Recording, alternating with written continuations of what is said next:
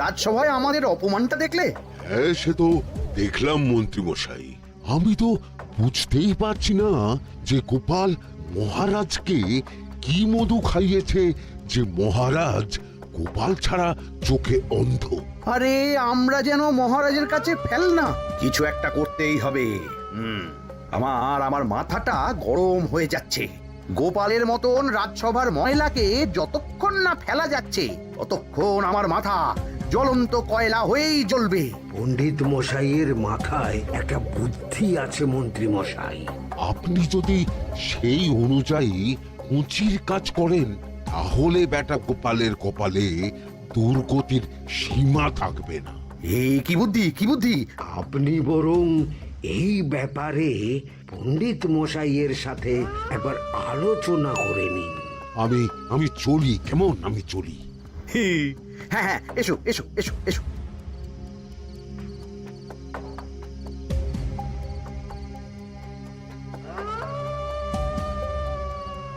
আরে ওই তো আমার বাঁ হাত ঘটা আসছে, বেটাকে দিয়ে একটা কাজ করাতে হবে। এ কি মন্ত্রী মশাই, আপনি এখানে দাঁড়িয়ে কি করছেন? এই একটা গুরুত্বপূর্ণ ব্যাপারে কথা বলছিলাম। একটা কাজ করতে পারবি? কি কাজ করতে হবে বলুন মন্ত্রী মশাই। আমাকে একটু ঠান্ডা জল, পাতিলেবু আর পুদিনার পাতা দিয়ে শরবত বানিয়ে খাওয়াতে পারবি? সেসব আমার ঘরে ব্যবস্থা করাই আছে। চলুন চলুন, আমার সাথে চলুন। হ্যাঁ হ্যাঁ, চল চল চল চল চল।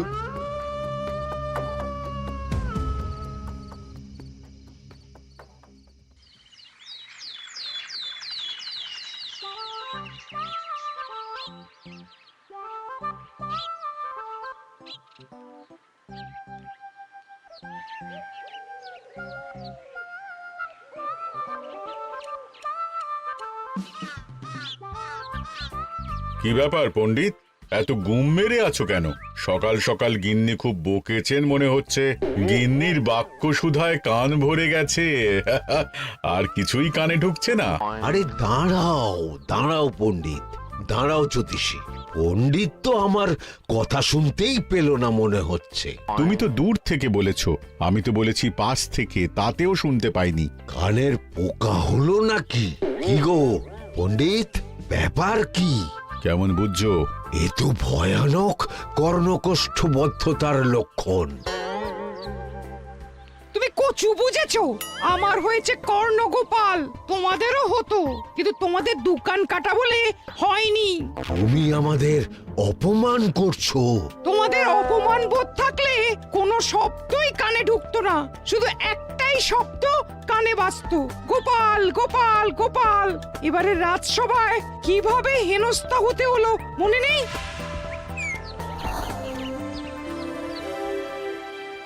মহারাজ, একটা ভিক্ষা আছে। ভিক্ষার জন্য কৃষ্ণনগরের রাস্তাই সবচেয়ে উপযুক্ত জায়গা গোপাল, তুমি বরং সেখানেই যাও। মন্ত্রী, মন্ত্রী মশাই ঠিকই বলেছেন মহারাজ।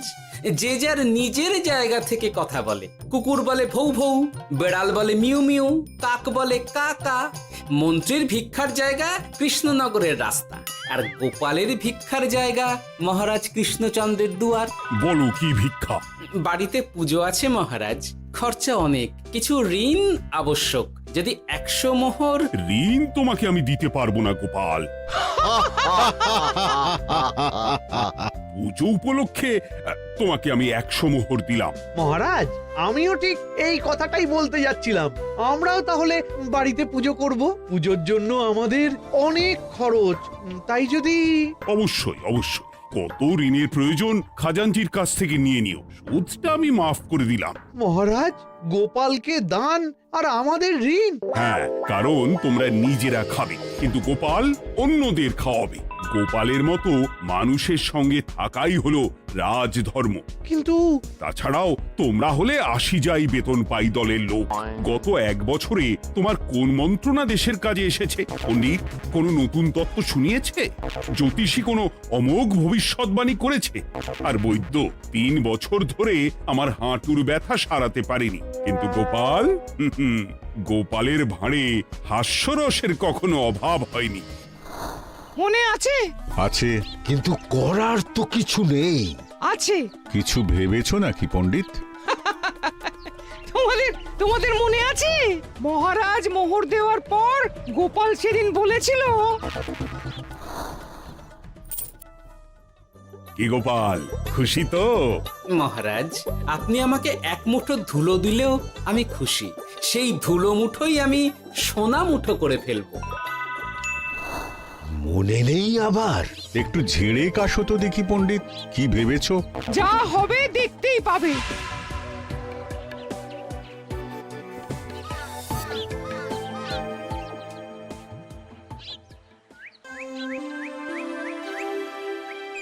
মহারাজের জয় হোক, মহারাজের জয় হোক। ওরে বাবা, এই যে সকাল সকাল চান করে ঠান্ডা লেগে গেল মনে হচ্ছে। মহারাজ, ওই কবি গান উপলক্ষে গত মাসটা আমি কৃষ্ণনগরের কোণে কোণে ঘুরে বেরিয়েছি। প্রজাদের মধ্যে একটা অসন্তোষ আমি লক্ষ্য করেছি মহারাজ। অসন্তোষ? আমি তো জানতাম আমার শাসনে প্রজারা সুখে আছে। সুখে তারা ভাসছে মহারাজ, কিন্তু একটাই অসুখ, তারা মহারাজের দর্শন পায় না। তারা মহারাজের পদধূলির জন্য আকুল হয়ে আছে, মহারাজের দর্শন পাওয়ার জন্য চাতকের মতো অপেক্ষা করছে। চিত্রকরকে দিয়ে চিত্র অঙ্কন করিয়ে বিলি করে দিলেই হলো।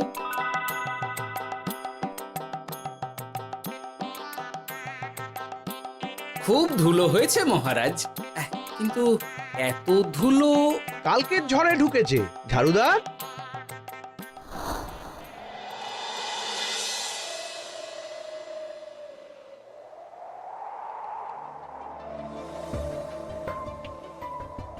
এই সুযোগ, রাজসভা ফাঁকা, এমন ঝড় যে পেয়াদারাও বাইরে নেই। কাজটা সেরে ফেল, বুঝলি?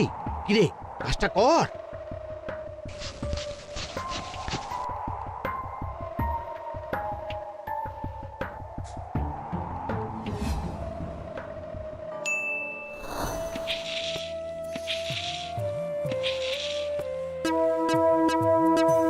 এত ধুলো!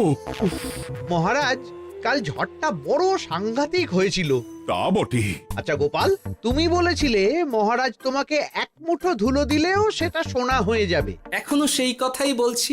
মন থেকে বলেছিলে না মহারাজকে তেল দেবার জন্য? তেল দেওয়ার দায়িত্বটা তো আপনি নিজের কাঁধেই নিয়ে ফেলেছেন। আমি যা বলি সত্যি বলি। আজ যদি এই 4 ঝুড়ি ধুলো মহারাজ তোমাকে উপহার দেন, তখনও একই কথা বলবে? নিশ্চয়ই। মহারাজ, গোপালকে এই 4 ঝুড়ি ধুলো দেওয়ার হুকুম হোক। কি গোপাল, আমি তোমাকে যদি এই ধুলো ঝুড়িগুলো দিই, তা থেকে সোনা আসবে নাকি? আসবে মহারাজ, মোহরের বস্তা আসবে। যদি না আসে, আপনি বলুন। তোমাকে কৃষ্ণনগর ছেড়ে চলে যেতে হবে। রাজি? আর যদি আমি পারি, তাহলে আপনাকে এই মন্ত্রীর চাকরি ছেড়ে দিতে হবে। কি রাজি? কি মন্ত্রী, রাজি? রাজি। গোপাল? রাজি মহারাজ। আচ্ছা, আর কেউ মন্ত্রীর পক্ষে বাজি ধরেছেন নাকি? হ্যাঁ, আমি আমি আমি ও গোপাল এবার যে মরণ কুয়োতে ঝাঁপিয়েছে, সেখান থেকে আর উঠে আসতে পারবে না। পুরো থেকে মোহরের বস্তা আসবে। এ হচ্ছে গোপালের উন্মাদ রোগের শুরু। দেমাক দেমাক, মহারাজের পিঠ চাপড়ানি পেয়ে পেয়ে গোপাল ভেবেছে যে ও সব কিছু করতে পারে। এবার শুধু সেই দিনটার অপেক্ষা, যেদিন গোপালকে উল্টো গাধায় চড়িয়ে কৃষ্ণনগর থেকে বার করে দেব। এতটা নিশ্চিন্ত হবেন না মন্ত্রী মশাই। গোপাল কিন্তু হালকা কথা ছুঁড়ে দেওয়ার লোক নয়। কি বলতে চাইছো পণ্ডিত? ওই 4 ঝুড়ি ধুলো থেকে মোহরের বস্তা আসবে? না, তা বলছি না। অন্য জায়গা থেকেও তো মোহরের বস্তা আসতে পারে। তার সঙ্গে ধুলো মিলিয়ে দিলেই কেল্লা ফতে। গোপালের নিশ্চয়ই কোনো পরিকল্পনা আছে। গোপালের সব পরিকল্পনার গোড়া মেরে রেখে দিয়েছি পণ্ডিত। বটা আছে গোপালের পেছনে, আর ঘটা আছে গোপালের বাড়ির পাহারা। লুকিয়ে কিচ্ছু করতে পারবে না। আরে ওই তো বটা আসছে। বেল্লিক, উল্লুক, তোকে আমি জল বিছুটি দেওয়াবো। গোপালকে ছেড়ে চলে এসেছিস কেন? ছেড়ে আসবো কেন মন্ত্রী মশাই? গোপালকে ওর বাড়ির সামনে ছেড়ে এসেছি। ওখানে তো ঘটা আছে। ও বড্ড ঘুরিয়েছে বেটা। কোথায় কোথায় গিয়েছিল গোপাল? 4 ঝুড়ি ধুলো নিয়ে বেটা বাড়ির উল্টো দিকে হাঁটা দিল। চললাম পিছু পিছু যাচ্ছিল কোন দিকে? নদীর দিকে। কিন্তু গোপাল দাঁড়ালো যদুর বাড়ির সামনে। এই যদু হলো সেই লোক যে লোকজনের বাড়িঘর কেনা বেচা করে আর লোক ঠকায়। আগে রাজধানীতে থাকতো। বেটা রাজধানী থেকে এই কৃষ্ণনগরে পালিয়ে এসেছে, এখানেও লোক ঠকাচ্ছে। কিন্তু বেটা এত চালাক যে কিছুতেই ধরা যাচ্ছে না। এইরকম লোককে ধরাচ্ছে হাতে রাখা ভালো নয় কি মন্ত্রী মশাই? সে তো জানি, কিন্তু ওর ওপর মহারাজের কড়া নজর আছে। এখন ওর সঙ্গে সম্পর্ক রাখা খুব ঝুঁকি। যাই হোক, তারপর? হ্যাঁ তারপর যদু, যদু রে, গোপাল খুড়ো, আরে তুমি এখানে কি করছো? দেখতেই তো পাচ্ছিস ধুলো। তবে যে সে ধুলো নয়, মহারাজ কৃষ্ণচন্দ্রের পদধূলি। শুনিসনি বোধহয় এখন কৃষ্ণনগরে সবচেয়ে বেশি চাহিদা মহারাজের পদরেণু। আচ্ছা, মহারাজের পদরেণু নিয়ে যাচ্ছ কোথায়? এই ছোট ছোট পুলিন্দায় ভরে কৃষ্ণনগরের প্রত্যন্ত জায়গায় যেখানে প্রজারা মহারাজের সাক্ষাৎ পায় না সেখানে বিক্রি করব। তোমার কি মাথা খারাপ? পায়ের ধুলো বিক্রি হবে? ওরে, গতবারে মাত্র 1 ঝুড়ি ধুলো 1000 মোহরে বিক্রি করেছিলাম, এবারে 4 ঝুড়ি।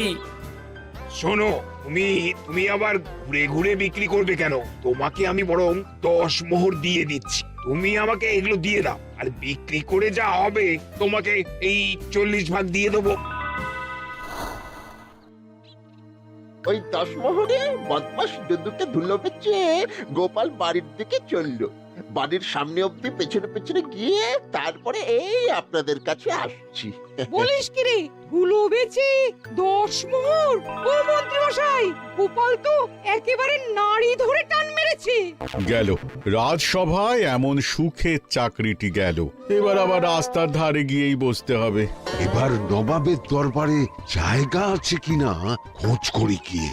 তাত্তেরি 10 মোহর আর 1 বস্তা মোহরের মাঝখানে অনেক রাস্তা, সেই রাস্তায় আমি লোক বসিয়ে রাখবো। আরে আরে, ওই তো তোমার ঘটা আসছে। এই তুই গোপালের ঘরের পাহারা ছেড়ে এলি কেন? গোপাল নেই নেই নেই নেই নেই নেই।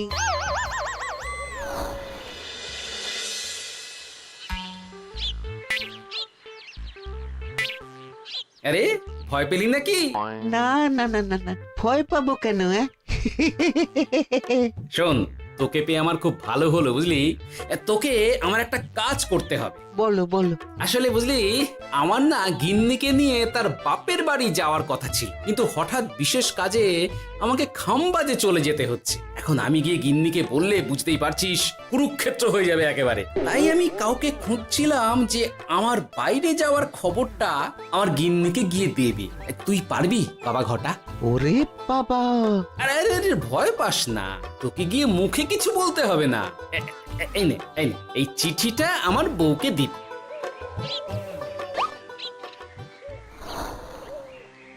কৃষ্ণনগর ছেড়ে চুপি চুপি চলে যাচ্ছি, চালাকিটা দেখেছেন? ওসব চালাকি আমি তুড়ি মেরে উড়িয়ে দেব। কি করবেন? চারিদিকে আমি অশ্বারোহী গুপ্তচর পাঠাচ্ছি, গোপালকে কোনো চালাকি করতে দেব না।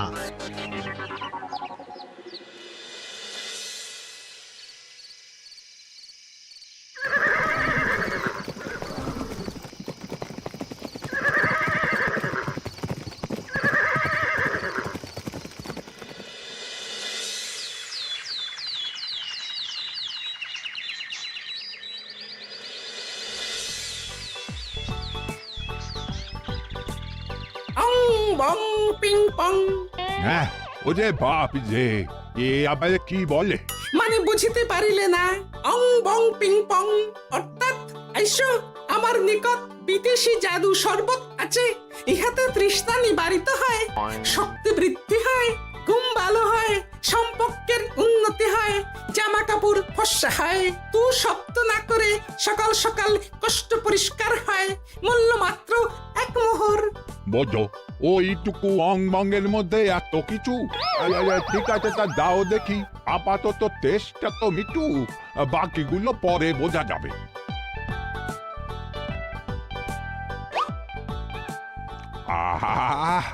বড় ভালো খেতে তো।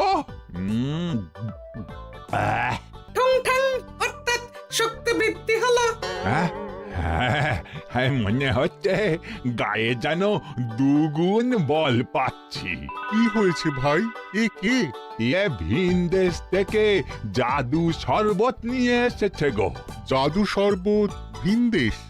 একেবারে, হ্যাঁ, একেবারে বহু ভুজা শরবত।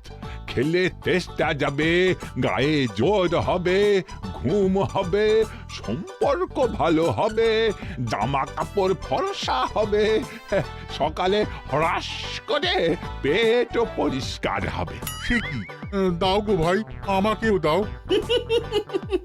গুড় জল, সঙ্গে একটু ভাজা মশলা, আমচুর আর বিট নুন, শুদ্ধ দেশি জিনিস। জানলে কেউ ছুঁয়েও দেখতো না, কিন্তু একটু বিদেশি গন্ধ দিতেই একেবারে হট্ট মেলা। আরে তোমরাও এসেছো দেখছি। সং সং শঙ্কা, লং লং লঙ্কা। মানে অর্থাৎ এই শরবত খেলে আর শঙ্কা নাই, বুদ্ধি লঙ্কার মতন ঝাল হয়ে যাবে। তারপর ডং ডং ডঙ্কা, টং টং টঙ্কা, ফাইন ফাইন, অর্থাৎ টাকা আসবে আমার কাছে।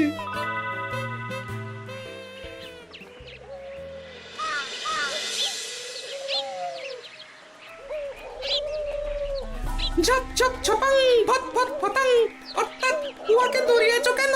বেটা জোচ্চোর অনেককে ঠকিয়েছে। অনেক দিন থেকে তককে তককে ছিলাম। এবার এই ধুলো নিয়ে মহারাজের পায়ের ধুলো বলে বিক্রি করছিল। একটা বেনামি চিঠিতে খবর পেয়ে বেটাকে ধরেছি। ব্যাং ব্যাং বিগ ব্যাং, অর্থাৎ বাহ বাহ বাহ বাহ। বেনামি চিঠিটা আমি দিয়েছিলাম বাবু। বাবা যদু, তুমি সেই রাজধানী থেকে কৃষ্ণনগর অবধি মানুষকে অনেক খোল খাইয়েছো। তুমি এতদিন ঘুঘু দেখে এসেছিলে বাবা, এবার গোপাল নামক ফাঁদটা দেখলে। কতবার বলবো, এইসব ধুলো আমি গোপালের কাছ থেকে কিনেছি। যা বলার ওই বিচারের সময় মহারাজকে বলবি। চল চল চল চল চল।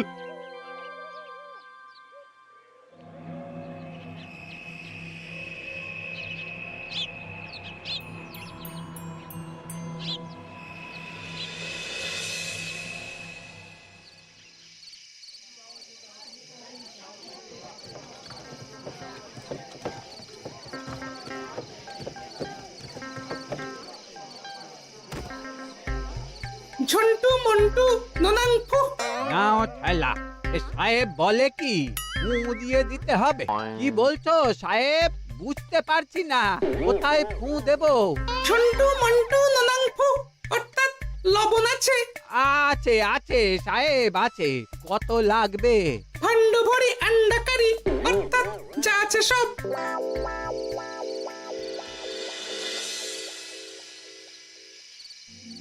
ব্যাস, মোটামুটি আশেপাশে সব দোকানের নুন এখন আমার জিম্মায়।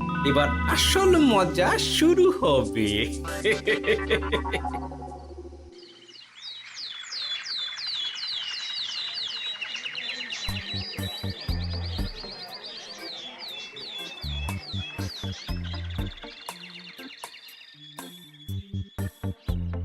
নুন আছে?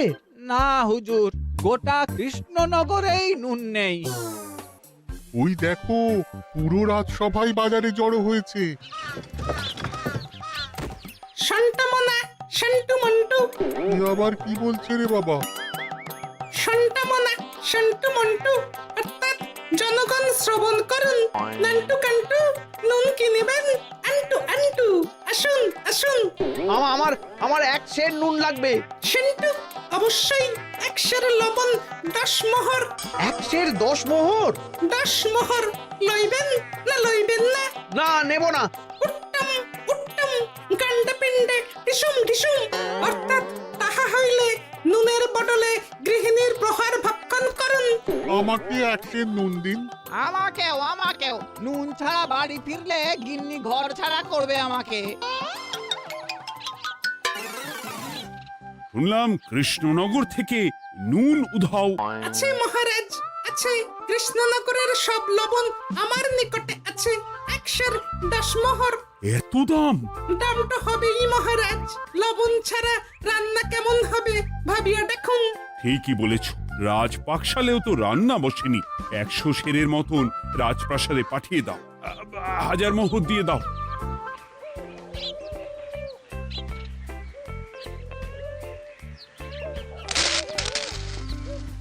ব্যাস 1 বস্তা মোহর হয়ে গেছে। গোপাল, হ্যাঁ মহারাজ, গোপাল যে 4 ঝুড়ি ধুলো থেকে 1 বস্তা মোহর রোজগার করেছে। ইয়া বাত! চলো রাজসভায়, পুরো গল্পটা শুনতে হবে। সকলেই এসো তাহলে রাজসভায়। কিন্তু মহারাজ, যারা বাজি হারলো তাদের তো চাকরি গেছে, তো তারা রাজসভায় যাবে কি করে? ঠিক ঠিক ঠিক বলেছ। আর যারা বাজি হারলো তারা বাদ, বাকিরা চলো। এই সেরেছে, গোপাল তো আবার বাজি মেরে দিল। ও মহারাজ, আমাদের দেখুন। ও মহারাজ, আমাদের দেখুন। ও মহারাজ। হ্যাঁ